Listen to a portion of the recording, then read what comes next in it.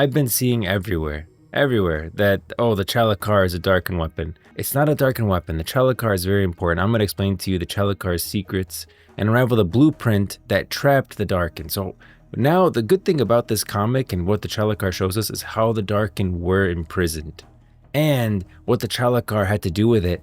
And I'm going to explain to you another reason why we should never trust the aspects. The aspects are horrible. This is taking place, obviously, if you don't know it, where we're talking Shurima. Man, I love these arts. The art from Realms of Runeterra is so good. I feel like the aspects are like Greek gods. They're flawed and don't always act altruistically. Ascended are the ones in Shurima that have been empowered by the Sun Disk. So a regular mortal goes to the Sun Disk. Let me show this. Regular mortal over here in Shurima, empowered by the Sun Disk to be an immortal god warrior like Nasus or Renekton. Those are ascended. Aspects are over here, like the golden and silver sister are aspects, and they merged with Leona and Diana, who are now aspectual hosts. So those are aspects, and then ascended are the ones in Shurima. They're like, you know, empowered by the Sun Disk, which is siphoning the power of Aurelian Soul. I don't trust the aspects.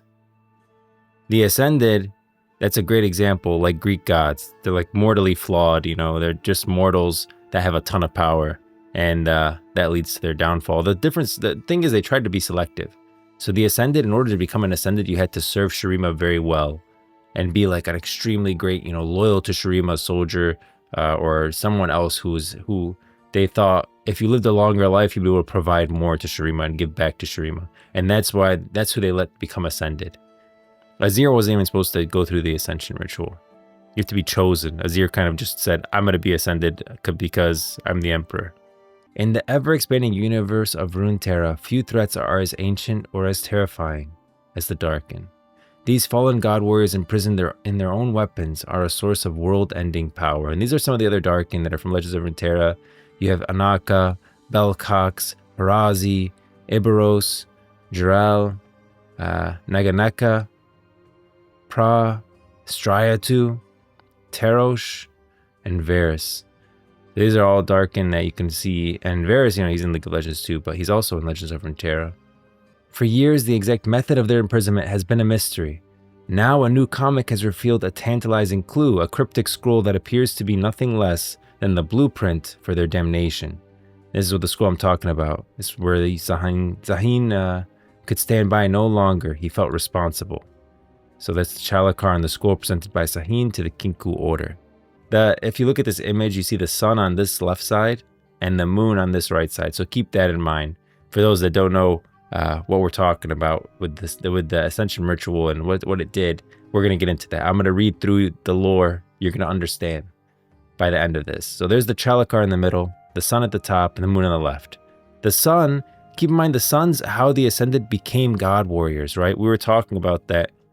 Aurelian Soul, the Sun Disk, the reason it's called the Sun Disk is because it literally takes the power of Aurelian Soul, who's this dragon over here. Don't know if you know who Aurelian Soul is. Probably the most powerful character in all of Runeterra. This dragon. That's Aurelian Soul. And they entrapped him with a crown. The aspects of Mount Targon entrapped Aurelian Soul with a crown. And that crown hurled Aurelian Soul away from Runeterra as a whole, so he can never get any closer to it. And the aspects used him like a dog on a leash, literally whipping him, taking him all over the cosmos to do their bidding. Freaking aspects. And that's why he hates Runeterra. But the Sun Disk, then the aspects of Mount Targon instructed the mortals to raise a Sun Disk. The first one was in Naramazith. That one didn't work. They raised the second one, more powerful here, and they partnered with the Ishtali to raise it. And this one was powerful enough to siphon the power of Aurelian Soul. And they used that power to raise Ascended God Warriors for some unknown future war. That unknown future war ends up being the Void War in Acathia. That's how you get Ascended, through the sun. The sun creates the Ascended. So the scroll featured the legendary weapon the Chalicar at its center, flanked by symbols of the sun and moon, connects directly to one of the most pivotal events in Runeterra's history. By examining the established lore, we can use this new image to piece together the secrets of how the Darkin were defeated. But who are the Darkin? To understand the solution, we must first understand the problem. The story of the Darkin is a tragedy of heroes falling to madness. They were once ascended, Shurima's greatest mortal heroes. As described in the legend of the Darkin, they were god warriors imbued with the power of the sun disk, who towered over mortal soldiers. This was the golden age of Shurima. They were protectors, champions like Nasus and Renekton. Here's Renekton. You can see Renekton and Nasus in this cinematic. There's Renekton in Legends of Runeterra. There's Nasus. These are probably the two that resemble themselves the most, right? Nasus still looks the same. Renekton still looks the same as he was as an Ascended. He just, is mad. That's a whole story in and of itself. Not mad like angry. He's like lost his mind because he's been tortured by Zerath for a very long time. Then there's the trauma of war, their downfall, which began when they fought a horrific war against the Void, an otherworldly force of nothingness that sought to unmake reality. The horrors they witnessed shattered their minds, planting seeds of madness and corruption. That happens here in the Void War with Acathia. Acathia unleashed the Void because they were battling. They tried to stage a revolution against Shurima, and they lost because the Ascended God Warriors are too powerful. And to counteract the God Warriors, they said, okay, well, we're going to unleash the Void on them, and that'll help us counteract the power of the Ascended. But the Void just consumed everyone and everything, including Acathia. And so that's why Acathia just is called the Void at this point. Yeah, Shurima literally erases it off the map. The fall of the Empire. When the Shuriman Empire collapsed after the Emperor Azir's failed ascension, the remaining Ascended, now without a master and twisted by their trauma, turned on each other. They used forbidden blood magic and warped their own forms and sought to conquer the world. Mortals began to call these tyrants by a new name, Darkin, meaning the Fallen. And you could see the ruins of Shurima, the once grand palaces and citadels, cast to ruin, and you could literally see the sun disk, the remnants of it. Keep in mind, Azir wasn't supposed to be ascended, and he had a student, Zerath, that served under him, who betrayed him while he was trying to become ascended, and that's what led to the fall of the sun disk. Azir was literally turned to powder. The Great Darkin War, the conflict nearly destroyed all of Runeterra. The Darkin were unstoppable, their power absolute. It was only when mortals, guided by a mysterious and powerful figure, learned to trap the Darkin within their own weapons that the war finally ended. This is an image that we have of the Darkin War. The architect of their doom was the aspect of Twilight. The key to understand the Darkin's imprisonment lies in a celestial being known as the aspect of Twilight. Now, this is Zoe Splashheart, and the current host is Zoe. But Zoe was not the host at that time. Even Zoe's biography or notes that her predecessor was the one who heralded the end of the Great Darkin War. The previous host was a mysterious and ruthless woman named Misha. This is when I want to say, I don't think that the mysterious and ruthlessness of Misha came from Misha. It came from the aspect of Twilight. At the end of the day, when you see the way Misha talks in the story, it's clearly the aspect of Twilight talking and not Misha. And I know I go back to this voice line way too many times, guys. I know. Okay? I'm going to make it a freaking voice line when someone subscribes. But it's probably, I think it's the most important voice line in all of League of Legends and Legends of Runeterra and any game out there. I have faced many self-proclaimed gods. The worst wears the face of a child. I have faced many self-proclaimed gods. The worst wears the face of a child. It wears the face of a child. The Zoe is, I honestly feel bad for Zoe. Zoe is the most heartbreaking story in all of Runeterra. It's literally a child being forced to, do whatever the aspect of Twilight. And the aspect of Twilight is freaking cruel, as we'll see. This is the Twilight of the Gods cover art. In the story Twilight of the Gods, we see a masterful plan unfold. She manipulates a war-weary Darkin, Tanari, into gathering his brethren under the pretenses of peace, using the legendary Chalicar as a symbol of unity. This is an AI-generated image of Tanari. I basically gave it a description of how Tanari is described in the story and told it to generate an image of him. And this is what it came up with. Keep in mind, one of Tanari's eyes at the beginning of the story was already destroyed, he couldn't see out of it. So that's what AI thinks Tanari looks like. But it is a trap. At the climax of the gathering, Tanari, guided by Misha's teachings, slams the Chalicar into the ground and screams a chilling incantation. What the sun made, the moon will unmake. And so, but what happened really is Misha, who was the original aspect of Twilight before Zoe, told Tanari, gather all of the Darkin. We got to get them back on the right track, and we'll show you the Chalicar, which was a weapon, that was very, very respected within the Darkin and the Ascended as well, because it was wielded by a character that I think I get into later. Yeah, I'll get into that later.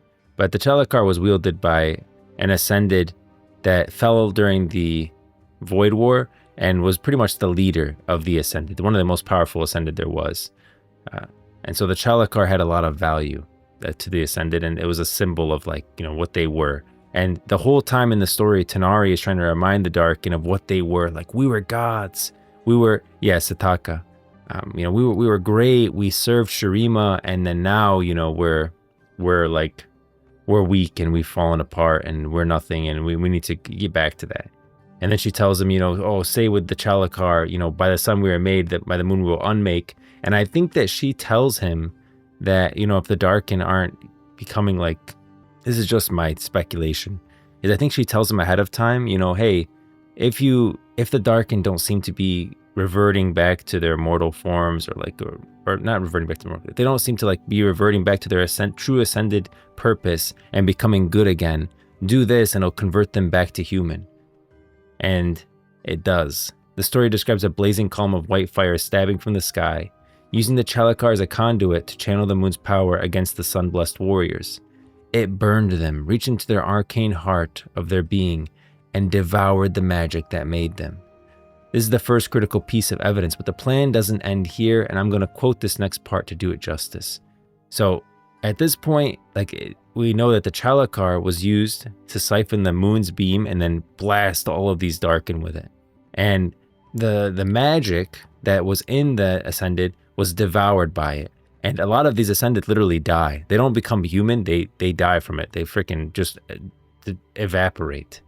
So now let me read you guys this. This is right after he slams it into the ground and says, what the sun made, the moon will unmake. The beam comes, hits the Chalicar, and just starts blasting all the Darkin, killing all of them. And even pretty much blinds him, gets his other eye, knocks that one out. And now he's sitting here blind on the ground. And he says, Sope, he croaked, is that you? Teushpa? Idrimi? Please, help me. I think I am mortal once more. I think I am human again. You are, said a voice that seemed on the verge of laughter. Misha whispered to Tanari, are they all dead? No, Naganaka, Valiva, and Sebutaru escaped before the fire could take them. But they're pretty weak, so I don't think they'll be a problem for long. It's the others, all those who didn't show up, who will be harder to trap. No, you must finish them, wheezed Tanari. Even a wounded god warrior could conquer this world. Trust me, said Misha. What we did here spells the beginning of the end for your kind. Then we did it. We brought peace. Then she really did laugh. Peace? Oh no. This world will never know peace. Not really. Confused, Tanari struggled to rise, but the hard jab of a spear to his chest pushed him back. No, you stay down there, said Misha. Please, help me up, he said. I told you, I am human now. I heard you. But do you imagine that fact washes away your multitude of sins? Think of all the lives you ended. Does being human now mean you've forgiven for the oceans of blood you spilled? Tell me, how many atrocities did it take before your withered consciousness finally pricked you enough to act? I don't understand, Tanari murmured. What are you saying? Misha giggled, and she suddenly seemed so much younger to him, yet impossibly ancient too. He heard the cracking sound of the Chalicar being pulled from the amphitheater floor. I am saying that your death has been a long time coming, Tanari, said Misha. Some of you turned out not so bad, I suppose, but most of you were so damaged in the war with the Void, it's a wonder how you survived this long. Perhaps you and your kind were a mistake to begin with, but a mistake I can help correct. Even without eyes, Tanari felt the golden power of the Chalicar hovering just above him. Though his body was withered and all but spent, he cried out in agony as its edge split his chest. Misha whispered into his ear, "The power that coursed through this weapon touched you all, Tanari. It knows you're kind now, and I give that fire to mortals." So she's saying right here, the power that coursed through this weapon touched you all, Tanari. It knows you're kind now, and I give that fire to the mortals, implying that she's giving this gift, like this ability to defeat the Darkin, to the mortals. That's really important. The moon fallen is a reversal to the ascended. The sun gives the power, the moon falling makes them more mortal. Yeah, it makes them more mortal, but in a lot of cases it literally kills them. It made Tanari more mortal, and in the other cases it just annihilated them entirely, like they just eviscerated, poofed into dust. That's what she's asking, did it get them all? So that some of them did. I think Tanari did turn into mortal because he didn't get like a direct blast of it, but those that were directly blasted were just toast. And she says, I give that fire to the mortals. Her hands were inside him, and Tanari felt his heart being cut away, felt it being lifted from the cage of his cloven ribs. Yet still he lived. For a few moments more, at least. "Idrami," she said, handing off Tanari's heart. "Take this and the Chalicar to your weaponsmith. We will need to take a different approach in dealing with the rest of the..." Misha paused. What was that old word? She snapped her fingers. Ah, yes, that's it. Darkin. Keep in mind, freaking Tanari literally calls. Doesn't he call for Idrami? Yeah, he calls for Idrami. This is supposed to be one of his like closer people. One of the people that he reaches out to at a moment when he's about to die. Someone that he calls to. One of the people he chooses. And Idrami is literally just serving Misha and is fine taking his heart and the Chalicar away. What the sun made, the moon will unmake. Yes, exactly. And it really does unmake what the sun made. From this we can establish two canonical facts. A moon-based celestial power was used via the Chalicar to destroy the sun-made ascended. A second, different approach was developed after using the Chalicar and a Darkin heart as a base. The blueprint revealed. That brings us to the scroll from the new comic. It's not just a drawing, it's the schematic for the very ritual Tanari performed. So the sun at the top represents the origin of the ascended, the power of the sun disk that created them. The moon at the bottom represents the opposing celestial force used to destroy them, the power Tanari called upon. The Chalicar center is the conduit, the focal point that channeled the moon's power to strike the sun warriors. From the event in the Twilight of Gods, we know that these three elements were central to the mass destruction rituals. From this, we can infer that the scroll is the literal blueprint for the world-altering event. And so you can see, until the day I saw one of them rout an entire army single-handedly. And Zaahen is powerful. Zaahen could stand by no longer. He felt responsible, I think. Even so, he had no guarantee this was not some trick, a plot among the fallen, once to finally destroy the Kinku Order and subjugate all of Ionia. But, definitely not, because they do go on to subjugate literally all of... They subjugate Varys, they subjugate Zolani, well, they imprison Zolani, and then they imprison Rost. You can see him carrying Rost's scythe. The Chalicar's uniqueness. Now we're going to talk about the Chalicar itself, the weapon. This also solves one of the biggest questions surrounding the Darkin. Why isn't Sivir possessed by her weapon? Now, a lot of people would think that, oh, maybe Zaahen, maybe not Zaahen, but Tanari is inside the Darkin, right? The Chalicar. They take his heart and they take it to a weaponsmith. Maybe he's inside the Chalicar, but Sivir does not seem possessed to me. The answer lies in the Chalicar's unique history, and its original owner, Setaka. The Chalicar was not the weapon of a corrupted tyrant. It was the blade of the greatest ascended hero. In the story Bloodline, Nasus describes her noble end. He explains that Setaka was the foremost warrior queen of the ascended host, and did not fall to madness but died fighting the greatest threat Runeterra had ever known. Nasus states, "She was brought down by monsters on the eve of Acacia's doom. I held her as her light dimmed, and I sent her to slumber far below the sands with her weapon upon her breast." That weapon is no longer there. Clearly Sivir gets a hold of it. But Setaka fell in battle against the horrors of the void. Therefore her weapon, the Chalicar, was the pure untainted instrument of a hero. not the corrupted vessel of a fallen Darkin. This is the crucial distinction. Misha's order in the Twilight of Gods to bring both the Chalicar and Tanari's heart to the weaponsmith is a missing link. From that order, we can infer that they studied the interaction between the untainted celestial weapon and the Darkin's essence, his heart, to reverse engineer the process. They created a new method mentioned in the Legend of the Darkin, which is binding each remaining Darkin into their own weapon. The Chalicar was never a prison, it was the master key, the template used to forge the locks for all the others. This is why Sivir, a descendant of Azir's royal bloodline, as confirmed in her official biography, can wield it safely. The Chalicar contains no tapped soul, only its own ancient power. The Chalicar is also the key to the Tomb of the Emperors, which you can see in the Shrima Risen Cinematic. And that is the Chalicar. That's why the Chalicar is significant. It was literally used to create the template, the blueprint, to imprisoning Darkin within their own weapons. And Misha, who was the aspect of Twilight, gives me some very dark vibes here. I don't understand, Tamari murmured. What are you saying? Misha giggled, and she suddenly seemed so much younger than him, yet impossibly ancient too. Even at the beginning, she was almost laughing at him. You are, and said the voice that seemed on the verge of laughter. That doesn't give you guys evil vibes? My favorite riotmmo streamer. Yo, thanks, Palaman. I think I'm the only one. But I'm here. I can't wait till there's a section I can't wait till there's a section in like Twitch and YouTube and stuff for the game. Like Runeterra MMO or something. Man, I'm just gonna sit in there all day and talk lore and riotmmo speculation. Thanks, Palaman.